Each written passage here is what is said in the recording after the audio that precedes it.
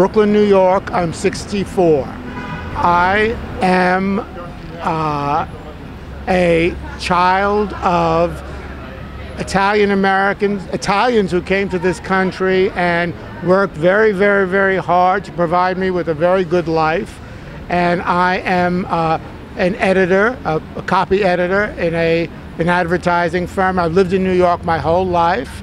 And I try to live the best life I can. That's who I am. I live the life I do because I want to try to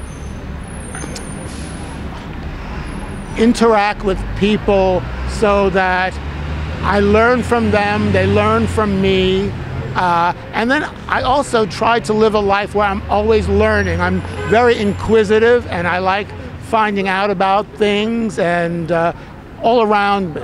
And that's sort of, I find, very stimulating, and it keeps me going.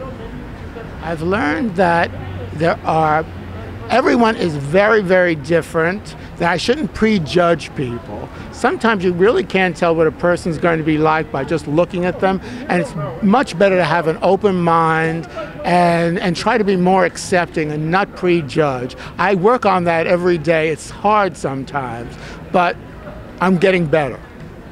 I was the best student in my school, and that always set me sort of apart. I had friends, I think I had them because they wanted to copy my homework. But my parents were very proud of me because I always got very good grades, and I was terrible at sports, and I enjoyed school, and I think I worked hard for my parents and for myself, and I always found studying very easy, and that's what I remember most about my teenage years. Money, unfortunately, is very important. Because of the way I was raised, I was taught that to be frugal. I was taught not to spend too much money, to know that you have to work hard for your money. You have to save money. You never know when you'll need it, to put it aside. That's what my parents taught me. That I don't know why they felt that. Well, I think I do know why they felt that way, because they came from this little island off the coast of Sicily. They were very, very poor. And so when they started to make money when they came to this country, and it wasn't very much, my father was a longshoreman, they saved it. And they taught my sister and myself to save, to not spend. And when I see today's society, people really spend a lot. I mean, they throw it away on garbage, and they don't spend responsibly. I think I try to be an honest person, a compassionate person, an understanding person. I know those are all very positive things. I do have some negative traits too. I have a terrible temper, which I try to control. Sometimes I don't. I'm not 100% good by a long shot, but I keep working on it, and so I have a long way to go. Maybe I feel it's not as important as some other people do, but it's certainly good for instantaneous gratification, I guess. It's important as a release. It's a part of love making. I think love is different from sex. I think love is more important than sex. And I think that, well, sex is a physical act. Love is a spiritual one. And I think spiritual life and a spiritual thinking is more important than physical gratification. I think I'm proud of having led a pretty good life. I have good friends. I try to be a generous person, an understanding person. I don't have any family. I'm never married. I don't have children. Why not? I don't know why. Well, first of all, I'm gay, so having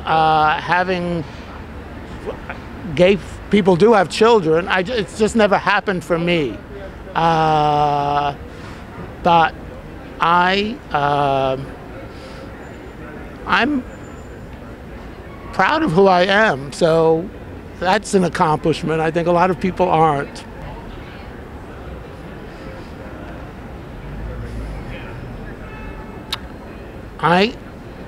The hardest moment of my life, I think it's loss. I think it's the people I've loved who have gone. I think that's the hardest.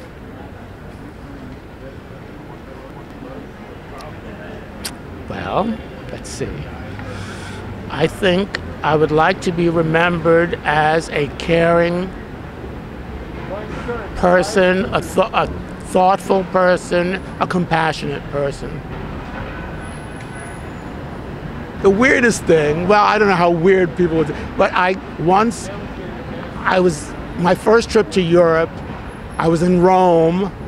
I was only 20, which was very young at that. In 1969, that was very young. It was 20. People are much older now at that age. But I was 20, and it was my first trip to Europe, and I had a great time on the beach outside of Rome, and then I had to get back to my hotel. I had too much to drink, and I sort of threw up all over the bus driver. They stopped the bus. It was 2 o'clock in the morning. They stopped the bus. The driver just stopped it, and he waited for his wife to come to bring him another shirt.